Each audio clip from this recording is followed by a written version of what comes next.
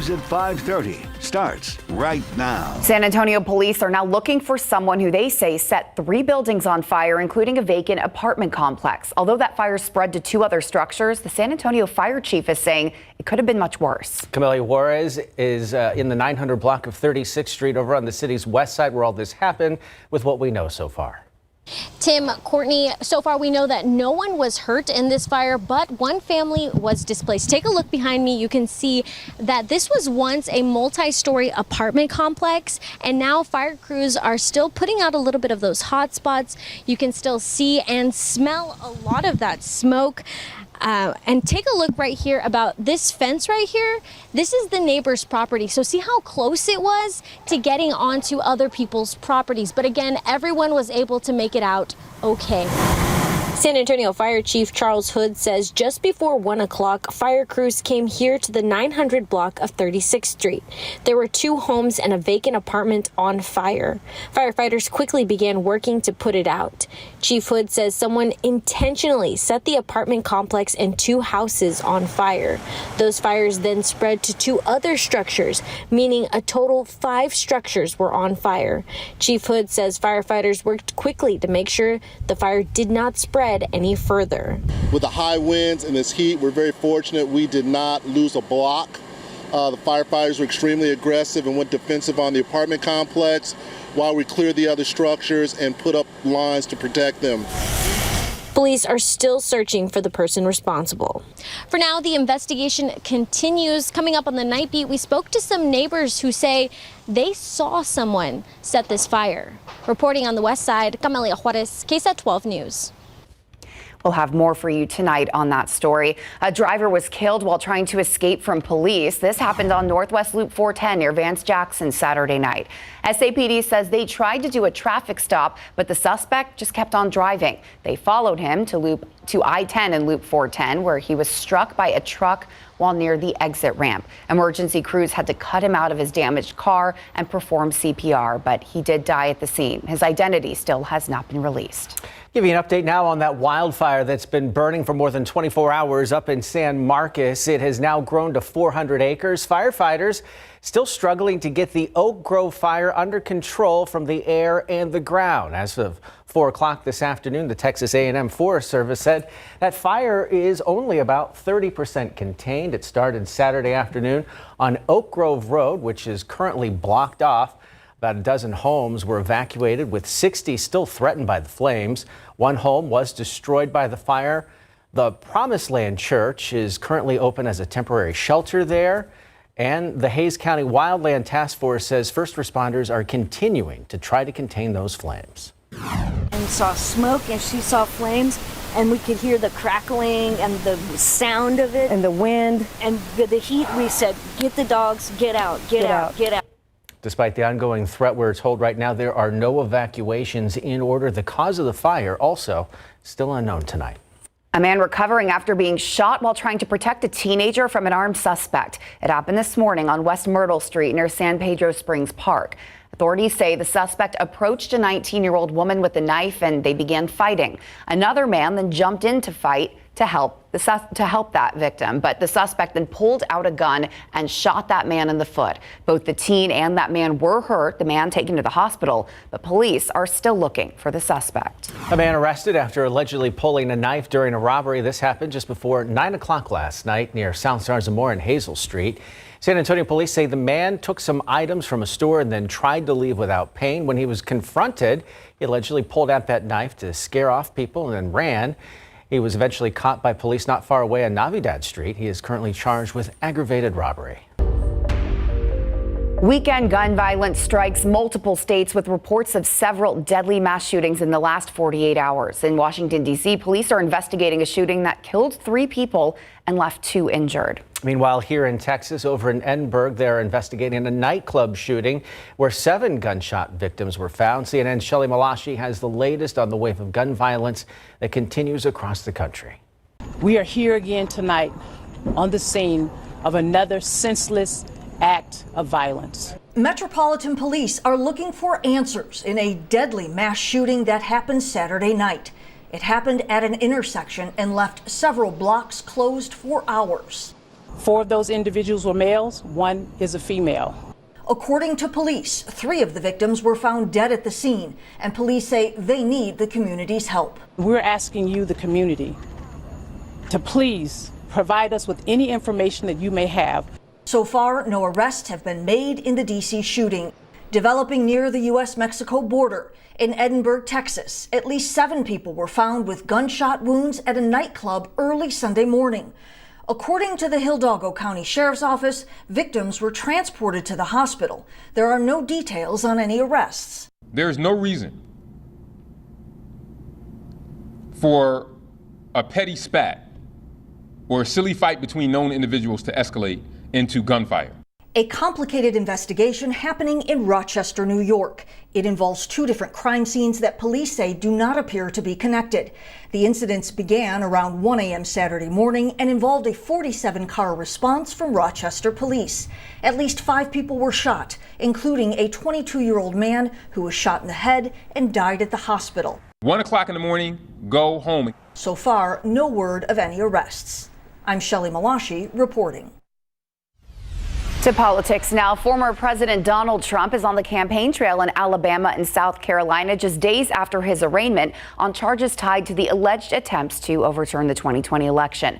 Prosecutors are already closely watching Trump's words, pointing to his recent social media posts about special counsel Jack Smith, as well as Judge Tanya Chutkan, who will oversee his case. The special counsel's office now wants Judge Chutkan to limit what evidence Trump can discuss publicly. Meanwhile, former VP Mike Pence recently told CNN Trump did indeed ask him to overturn the election.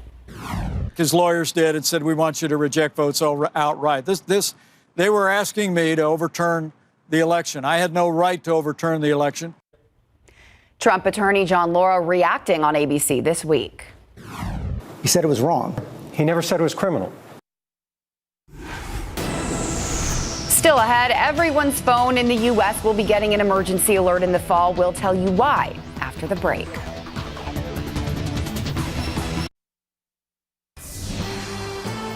This fall, specifically in October, if you get a national emergency alert on your phone, don't worry. It's all part of a nationwide emergency alert test. FEMA and the FCC have scheduled the drill for October 4th at 2:30 p.m. Eastern Time, so that's 1:20 Central here. The 2 organizations say they are coordinating with wireless providers, emergency managers, and others to avoid confusion. The reason for the test is to make sure all those systems work and they're prepared in case a national emergency needs to be sent out to the public for real. I'm so ready for October. Cold fronts, cooler weather. Can we count on that, though? Because I remember it was like 90 degrees in December last year. I will take 90 degrees right now over 105. Yep. Any little glimmer of hope out there on the horizon, yes, because it is just hot out there today. And you guessed it, our heat high is still not going anywhere over the next week. So more record-challenging heat in triple digits are in the forecast. We're going to have the opportunity to come close to, tie, or even break a record pretty much each day. And along with that, we still have elevated fire danger concerns. We'll get you all those details after the break. What was the latest harassing message I got from the weather department today? Something about 41 days. Harassing? I was starting to panic, like, what messages are you getting? Yep, nope, just the push notification on the KSAT Weather Authority app. Yep, today marked San Antonio's 41st triple-digit day so far this year. There you go, Tim. Fantastic. It's just so wonderful. Stop harassing us. I know. This heat is just the worst. So yes, today we actually got up to 105 degrees. Take a look at the almanac data. Of course, this is the preliminary high. So we'll get another update here in about 20 to 30 minutes, just making sure that that is the exact high temperature if we didn't climb even more so. And that actually ties the record of 105 that was set back in 2013.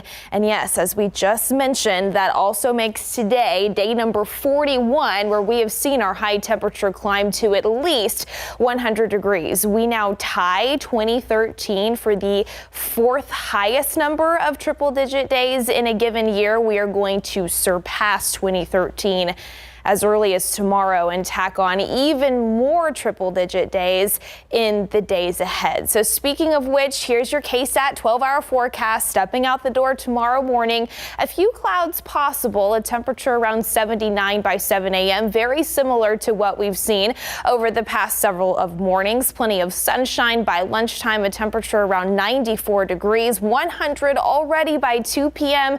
And there's a look at that forecast high by about 4 to 5 o'clock. We are expecting that temperature of about 105 yet again here in town. 106 for places like Floresville, stretching over to Pleasanton and New Braunfels, 104 in Canyon Lake, 105 in Hondo, as well as Sabinal and Uvalde. And we mentioned this record challenging heat, how it's not going anywhere. That is still going to be the theme over the next several days, with that heat high pressure actually strengthening a bit as it moves over the state of Texas. So tomorrow, if that does verify, we actually will break the record of 104, also set back in 2013. And each afternoon, we do have the potential to come close to, tie, or even break the existing record. So yes, it is going to be a very hot week ahead. So definitely make sure that we are practicing heat safety. Along with that, also fire safety. It has been very dry. We've got the dry grasses and vegetation in place. Humidity has also been dropping a bit into the afternoon, which helps with the heat index values, but it does not help with the fire danger concerns. You can see this is the latest in from the Texas A&M Forest Service for the forecasted fire danger tomorrow. Most of our area under at least the high risk for fires to easily spread if they do catch. So here's just some good fire safety reminders to keep in mind. No campfires or burn piles. Avoid using tools that could create sparks, especially welding. Dispose cigarettes properly. Don't drag trailer chains behind vehicles. And of course, don't park those recently driven cars and trucks on all of that dry grass. And speaking of those dry conditions, again, that is exactly what we're still going to be dealing with here in the week ahead. Area of low pressure in the upper Midwest sparking some severe weather, even more of the same way off to our east across the deep south. But for us, we are just dealing with that big blue H. And you can see as it does move into the state of Texas over the next 7 days, that rain making energy is just deflected around us. So those dry conditions, once again, here to stay for at least the next week. It is just the heat that we will be dealing with. So definitely keep the water bottle handy. Everything that we've been talking about over the past several weeks continues, and then we'll hope for maybe early next week to see a small pattern change. Still too early for exact details, but it's something we'll be monitoring. Tim just can't handle the truth. I can't handle all those numbers. Not when it's 105 degrees. Exactly. Hang in there, folks. October eventually. All right, Mary came back, which is always a nice thing. Yay! When the new ones come back, we didn't scare her away. Welcome back. Thank you. Going to tell us about some San Antonio FC getting revenge. Yeah, they were actually in even hotter temperatures over in Phoenix, but San Antonio FC gets revenge to earn its second straight win, and the U.S. women's nationals team's quest for a three-peat falls short. Coming up.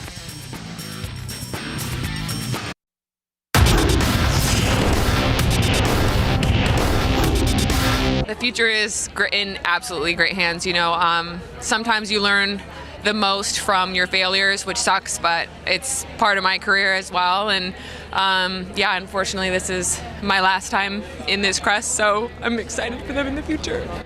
U.S. defender Julie Ertz saying it all right there. The future looks promising for the women's national team, but a devastating end to a triumphant era in big board sports.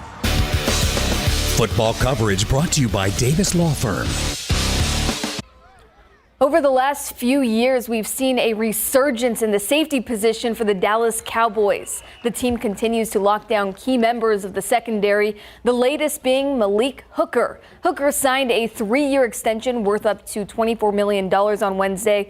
And during Saturday's practice session, the former first-round pick was praised for his valiant return from injury and leadership.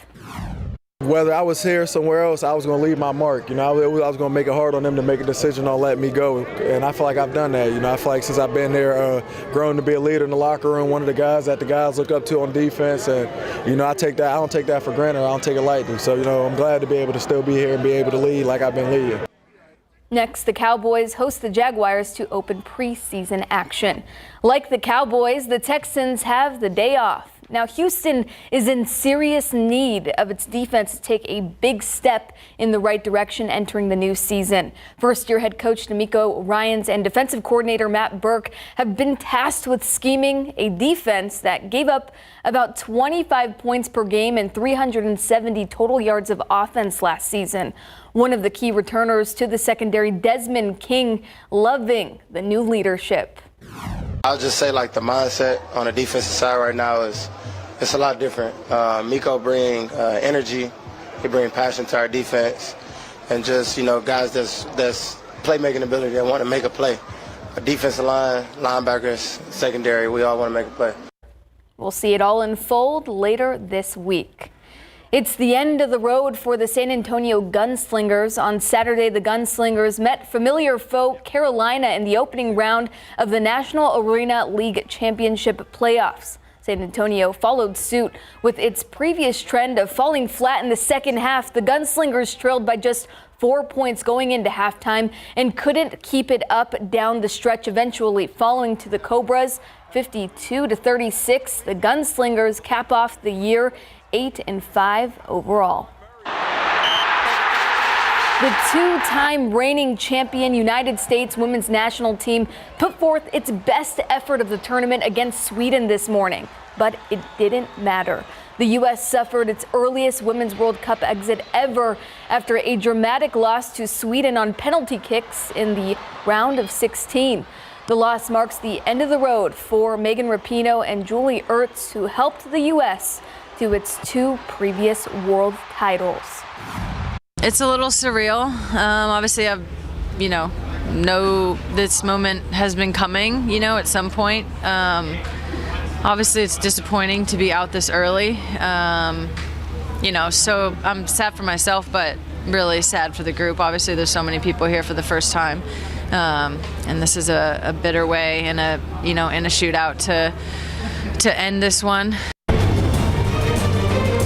Last night in Phoenix, San Antonio FC rallied from a 1-0 deficit to defeat Phoenix Rising FC 2-1. Sacramento also won, so SAFC is just 4 back of the top spot in the USL Championship Western Conference. San Antonio's goals came in the 86th and 93rd minutes by Justin Dillon and Tani Alawashi. Tani's stoppage time goal now puts him at a league-leading 14 on the year. It's definitely a tougher game for me, especially when a team sits back so deep. It's hard for the strikers to get on the ball, to make runs in behind, and to be available. But I just try to stick with it. Alan does a good job of continuing to remind me to keep my head up, and that opportunity will come. And God be the glory, the opportunity came, and I had a couple I should have finished, to be fair, but I got the one, and I put it through, and I'm just happy to get the win for the team. SAFC stays on the road next weekend for a matchup against New Mexico United on Saturday. The Texas Rangers trying to complete the sweep of Miami this afternoon. Second inning, Mitch Garver gets things going. RBI single to left field. Garcia scores. And by the way, Josh Young left the game in the 6th inning with a thumb injury. We'll have details in instant replay. From there, Texas gets 4 home runs in a 6-0 shutout of Miami. That's now 6 straight dubs for Texas. Next up, the Athletics.